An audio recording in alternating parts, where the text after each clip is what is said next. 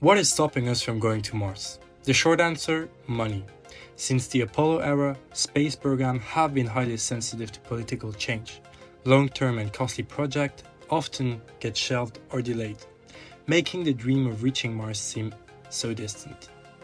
But today, we're at a turning point, not just in space exploration, but in innovation across the board. It is truly a paradigm shift. Doing the research for this video, I was stunned by the potential that Starlink will have on this issue. We're really talking about changing the game, providing endless or nearly endless financial support to Mars colonization. We've seen SpaceX defy the odds year after year, founded just 2 decades ago with a $100 million investment. SpaceX now dominates over 60% of the global commercial launch market and will send approximately 90% of total mass to orbit, with China at 6% and the rest of the world at 4%. Now that's astounding when you consider the company's humble beginning and just in general, wow. All of this progress has led to immense capabilities, and one of the most ambitious projects is Starlink, an internet network powered by thousands of satellites. But as Elon Musk has stated, Starlink's primary purpose isn't just to provide global internet coverage, but it's to finance the colonization of Mars. So let's break down the numbers and see how Starlink could generate the profit needed to make Mars colonization a reality. As of September 2024, Starlink consisted of over 7,000 mass-produced small satellites, and planning extension goes up to nearly 12,000, with a possible later extension going to 34,000 satellites. Now just to put it into perspective, the number of active satellites were approximately 13,000 orbiting the Earth, excluding the 7,000 active satellites operated by SpaceX. This leaves us around 6,000 active satellites from other operators, more or less, meaning that Starlink has already as much satellites as every other country combined in the history of space exploration. So imagine if they carry out their 34,000 satellite expansion. Imagine the ratio. As of the end of 2024, Starlink is on track to hit $6.6 billion in revenue and post its first free cash flow positive year. Meaning, with all these crazy investments and hundreds of rocket launches, it is actually becoming profitable.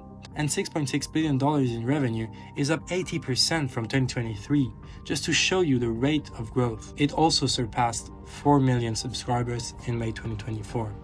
Now, I've dug a little, and apparently internal SpaceX documents show that the company hopes to earn a 60% operating profit margin on its revenue, meaning for every $100 they make in revenue, they'll get 60% profit, which would be crazy. Now, if we get a little speculative, a little creative, and consider that the potential market is around 4 billion internet users, many in areas with poor connectivity, if Starlink captures only a fraction of it, let's say a conservative 30 million users, annual revenue could skyrocket to nearly $40 billion. If they manage a 60% operating profit, that would leave $24 billion in profit, which is, by the way, the entire NASA budget for 2024, meaning potentially in a couple of years, Starlink only will make as much as the entire NASA. So you can imagine how the rate of innovation for Mars will improve. And that's just one source of cash. Some analysts even predict that the global satellite internet market could become a $1 trillion industry in the coming decades. With advancements in technology and decreasing costs, Starlink is well positioned to take a significant share of this market. Meaning, let's say, long term they could be at 100 billion plus profit per year. Imagine the rate of improvement. Now, I often daydream, like a lot of other people, about the space budgets and wonder how much innovation did we miss on since the 60s if NASA had the US Army budget, or imagine if every country since that time would allocate 1 to 2% of their GDP on space, which seems reasonable considering the stakes at hand. This dream could literally become a reality with the massive cash flow that we are predicting. But Starlink isn't just about total profits. As we saw, it's more about creating a sustainable cash flow to fund one of humanity's most ambitious projects. The consistent revenue of Starlink could solve the long-term standing issue of uncertain funding in space program. So even if the government budget fluctuates or diminishes, SpaceX would have the financial independence to push forward with Mars colonization. We are living in unprecedented times. Innovations are happening at a pace we've never seen before. If Elon Musk hadn't created SpaceX, establishing a self-sustaining city on Mars, a goal that could be achieved in the next couple of decades, might have taken humanity another 100 years. Just think about it. It has been 60 years that we've been to the moon, and nothing much happened in terms of human space exploration since then. We didn't even return to the moon once.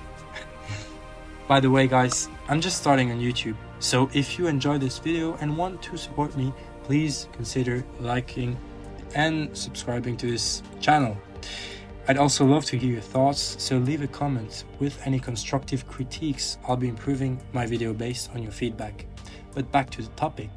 I'm genuinely optimistic that we'll see Mars colonization happen, unless, of course, something like World War III intervenes.